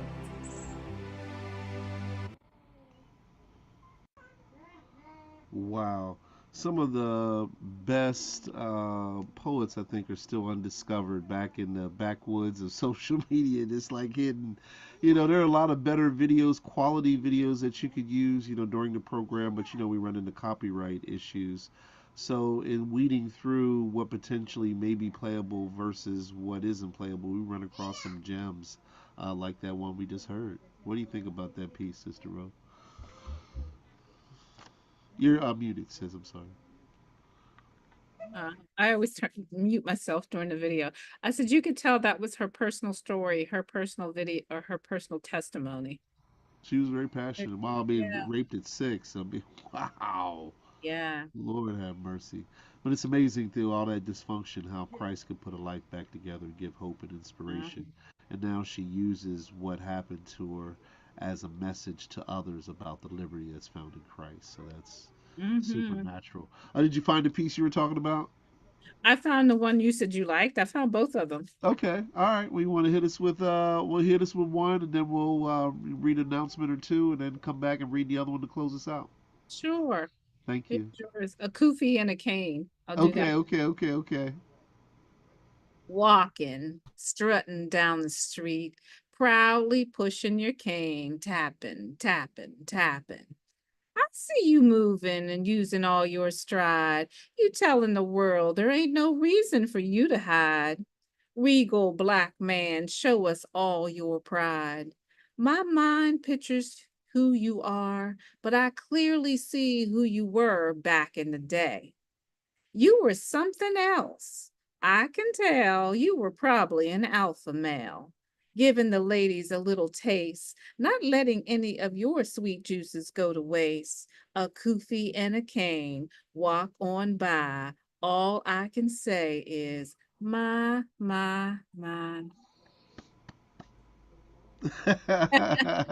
Now that's a good one. I can almost see that illustrated. I don't know how that works, but I almost can see that illustrated. A little man walking by tapping that cane with the kufi on. I could like Uh-huh. visualize that One almost. cool old dude. One cool old Wow. dude. And you haven't seen him since then? Well, I Because don't I'm live sure in that was that 5 years neighborhood. ago. Yeah, this is when we lived in a townhouse, and I'd go for walks in the morning. And Oh, be okay. on the other Okay. side of the street, and I'd wave and he'd wave, Sure, sure, tapping that sure. cane. One of them big old Going wooden who canes. knows where at the same time every day, all Yeah, dressed up. uh-huh. And it would be a hot morning, warm morning. Wow. Like, where are you You going know, all a dressed up? lot of older guys. I'm kind of relaxed out of that phase. I'm not really that old, but a lot of older guys, they even when they don't go nowhere, they just dress up. I know this one pastor. If you go bowling, he has a tie on and long pants and long sleeve shirt on. He has like a top hat on. I'm like, Uh-huh. man, loosen up, bro. I mean, come I on, mean, and this man. was a very ornate kufi, though. It wasn't like your everyday kufi. I mean, he had Sure, sure. paisley, had a little gold on it, and he had on Wow. this. It was a plain, like a cream colored dashiki with the embroidered V down the front of it and Yes, the ma'am. Sure. pants to match. And he had on dress shoes. I'm like, what dress Clacking shoes on? around with the cane. The Yeah, with shoes the clicking cane too. and dress shoes. Walking about some dress Wow. I mean, I've had my share of dress shoes. Now my feet can't stand them too long, so shoes. I Monty, like comfort rather than cute now. where are you going at I 7 used to like boots, like cowboy boots. I cannot get in and out them things now. I mean, unless they have a zipper. If they have a zipper, I'm fine. But if they go all the way up past your calf, I cannot No. I have to get my daughter to help peel them things off me. And I don't like that because if you have to get out of your shoes, in a rush, you can't do it. You have to flip around and turn around. You're getting cramps. And anyway, that's my story. So again, for everyone watching, again, this is Reverend Dr. Nathaniel Gadsden's Writer's Wordshop. Again, every Friday, 7 p.m. to 9 p.m. Again, a lot of people don't know, Sister Ro, we met some years ago in the beginning stages of our media platform, and you were promoting a play called Warm Heart of Steel. Now, are Mhm. you still doing stage plays, or is that something you just put on the back burner for now because you have so many irons and so many different fires?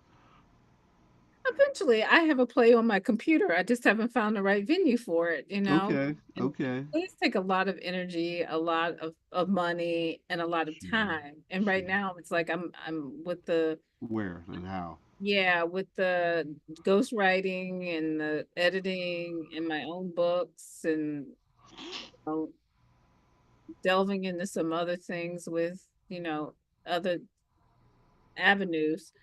I just really haven't thought about it. I mean, Sure. I Now, don't know. when you did promote that, because there was two different parts to that, wasn't it? Or am I mistaken on that? The Well, first no, play I mean that you wrote. it was all one play, but it was a huge for my first. I was a big undertaking. We had a cast of 25 people. Wow, We wow. had a live band. Now, who sponsored that? How many sponsors did you have for I that, or did you sponsored have that. any? Oh, you Nobody sponsored it. sponsored that but What? me. I thought you had like big organizations, IBM and Kentucky Fried No, Chicken behind you. no, no, no, no, no. It What? was a real bratty production. There was, Wow. Well, and you my talk about indie, you was indie. I was in D, y'all. I said to my husband, I think I had written the book and published the book. And the book did really well because the book was Sure, selling like hotcakes at the time sure, because of the sure, sure. play. And I said to my husband, I was like, I think I'm gonna do a stage production. He was like, huh? I was like, Wow. yeah. He was like, and where would you be getting the money from this? I was like, Jesus. Out the bank account. Out the coffee can in the bedroom. And that's exactly where it came from. Wow, wow. Well, but it was Yes. sold out though, wasn't it? Didn't It it was sell sold out? out. We had 3 shows and each one of them sold out. And I was like, see, Wow. and that came back to my husband and said, see, Jesus. Did you recoup about everything that you spent and then Yeah, more, I at made a least really what you good spent? profit. I That's made good. profit That's from my awesome. play, but That's it awesome. was literally where Jesus just said, like, do this play. And I'm like, huh? No, No, you that's good. talking Well, to me. you can't go wrong following Jesus, bub. You can't go Yeah, wrong for that following one, I Jesus. still got the scabs on my knees because I was Yes, man. Oh, man. Well, yeah, it'll keep you humble, something like that, an undertaking like that. But that's awesome. For our listeners and viewers that may not have knew what that was all about, why don't you give us the backdrop of that before we read that last piece and get ready to close out? um, I had started writing this book called The Warm Heart of Steel. It was based upon a couple living. It was actually loosely based upon my parents. Yes, ma'am. My father was a steel worker and my mother was a cocktail waitress. Okay. And it was a love story between the two of them. But the play itself was a little bit different from the book. The play was like multifaceted. It had a couple who, were really struggling to fall in love with each other because of past hurts. And then there was a young man who was going the wrong way, who found Christ. I mean, you had a bunch of stuff Wow, that was happening. wow, I didn't even wow, remember wow. everything that happened in this play, but we had a Sure. live band. Oh my, oh my, oh my, oh my. Yeah, Now, what so was that? Was that 2016, 17? When was that? fire over here, my. It was, I know it was some time ago. but it was like, I mean, people were like, I remember like a week later going in the grocery store and some lady saying to me, "This play was amazing. Are you gonna put it on?" I was like, "Oh, Wow, you saw it." wow, I mean, wow, and it always wow. amazes me when people like, you know, They know say, you, you don't know them. no, no. She said that was like, you I saw heard that message. I heard that sermon. What it? I sermon? went, What man? What are you talking? Who are exactly. I'm you? like, What are you oh talking wow. about? I don't know you.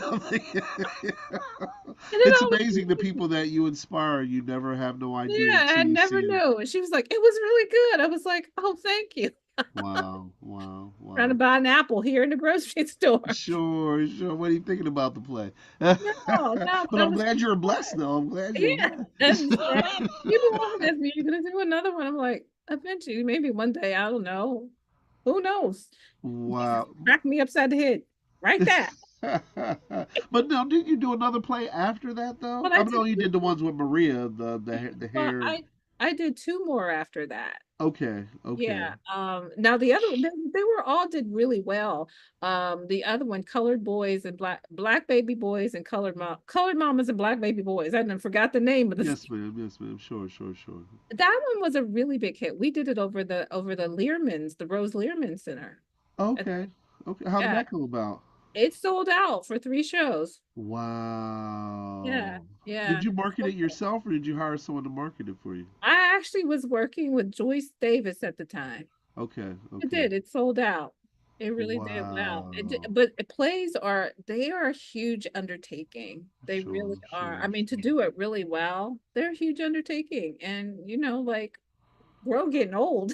Oh, understood. You need a team. Yeah, yeah. It ain't just Team Row. You need, Yes, you need a team, man. You need a team. no, I used yeah, to do a lot of community events, and people love to show up for the events, but they never see the blood, sweat, and tears that goes on the 6 months, the year of planning before the events, and the yeah. day of the event, getting there at 4:15 a.m. and staying there till about 8:15 p.m. No one Yes. sees all I that mean, we stuff. had car washes, bake sales, sub sales.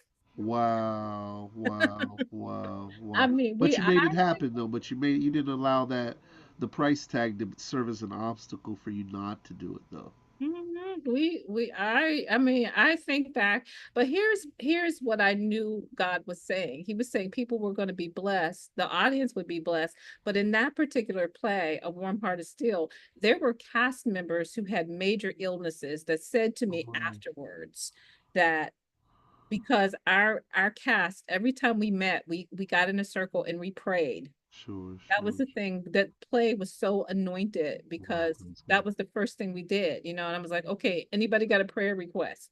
Anybody got a praise Wow, report? that's We powerful. That's started it powerful. that That's way. powerful. We had a cast member we had two cast members who never told me that they were going through cancer treatments and still coming to rehearsal. Wow, wow, wow. And when they shared that with me, and I had a cast member who had a broken foot, was on stage dancing. What? I To God be the was glory. like, yes, exactly. And my girlfriend who worked with me, I love Kay. I love Sure, Kay. sure, sure. It was such a delight to work with her, and she kept telling me like we actually walked around the theater 7 times and we're praying, walking around the theater. And she would say to me Wow. every day, this is more than just a production. Miracles are happening. Wow. More than a Wow. production. She would repeat it. Miracles are going to happen. And That's that's why good. it was literally God saying, do this. There's a way. Just Wow. do this. Wow. And it's not just about the play, but it's about the people that will benefit from you being obedient. Yes. And I knew That's that's what that that. time period was because even afterwards, miracles were still Wow. occurring. Wow. A Wow. friend of Wow. mine, her husband later passed away, Yes, ma'am. but we became friends, and I had an Wow. opportunity to go and literally just be with her during that time. But she was a cast member, and if she would have not been a cast member, I felt, and it just always created, special Wow. connection. Wow. Wow. Wow. So miracles really did happen That's good. during that time of not even just that one play, but the time I was doing theater. It was more about being obedient. It was more about being a catalyst to help other people see God the way I Wow. had seen him when we were doing that. And it Sure. was Sure. like, Sure. okay, this is part of my great commission because you want me That's to be good. part That's of good. your great That's good. commission. That's good. That's Okay, good. Jesus, That's I'm good. doing it. Bye bye. When he called the fishermen, they didn't stop fishing. They just started fishing for men, and they Yeah. still fished. But I That's just, awesome. That's awesome. Bye I, bye. Well, we got about 3 minutes. Why don't you hit us with that last piece, and I'll give you the closing word, and we'll wrap it up and get on up out of here. okay, All okay. right. Oh, wait a minute. Now I lost it. Wait a minute. Where is it? Oh, here it is. Things that twist my spirit. There's a lot of things in the world that grab me by the back of the neck and pull my eyes and ears to full attention. There are times I sit back in my chair wondering if the world has taken full leave of its senses. Jack be nimble, but sometimes Jack don't be quick. Folks finding fault with the simplest things, leaving each other with bitter bile, bitter taste of hatred and bile lingering along the edges of their lips. Rodney said it best. He was surely under a little strain when he uttered the words, "Can't we just all get along?" Kind of rhetorical, isn't it? Mama used to say, "There's nothing new under the old sun, and the good Lord is the same today, tomorrow, and yesterday." Well, some folks changing stuff up in a drop of a hat. I don't think it was against the law to eat Skittles, but tell Trayvon that. Our hands are up, our mouths are open wide, sitting in front of our idiot boxes, praying and hoping we don't get shot. Brianna, we see you. We walk a fine line between love and hate, riding down the street, feeling good about our shiny brown faces until our necks are put under the strain. George, we are here feeling your pain. My girl Carly, finding invisible children on the side of the highway. What did you need that somebody should have given you? Rest your mind, dear. We are praying you find your way. Closing my eyes, I see the old spirits of the past who used to tell me that I would understand the world and all its bumps and grooves. I'm not sure I ever will. I'm watching the news, shaking my head, holding my heart, clutching my pearls, and calling on the name of sweet Jesus. These are the things that twist my spirit. Oh my, you have done it again. Out the park. We're still looking for the ball. Great job, Sister Ro. You're an inspiration and a blessing to many, and great will be your reward, not just in heaven, but also on earth. Thank you Oh, for thank making you. tonight's conversation lively. I don't know if I could have did it by myself, but with both of us, we made light work. We didn't fill Dr. Gass's shoes, but we did the best we could do with what we Yes, got. we did. We missed them, but I had fun with you. That's what's up. Thank you, Sister Ro. Closing comments before we roll out. Well, I hope those inspiring poets out there come on and join us next Friday. That would be fun. And we're sending SOS out to all our seasoned poets too. Where's Yeah, Whitney? Where's Dr. Snowden? Where's yeah, Neil Owens? Where's Lizelle Powder? Where's Dr. Gadsden? We're coming to get you next week. yeah, yeah. Y'all better be here or be square. Sure. Thank you, Miss Rowe. Godspeed. Keep us in prayer as we pray for you. And maybe you'll join us next week on Reverend Dr. Nathaniel Gadsden's Writer's Workshop here on The Voice 17104. Thank you. God bless you. Good night. You too. Good night. Thank you, Sister Rowe.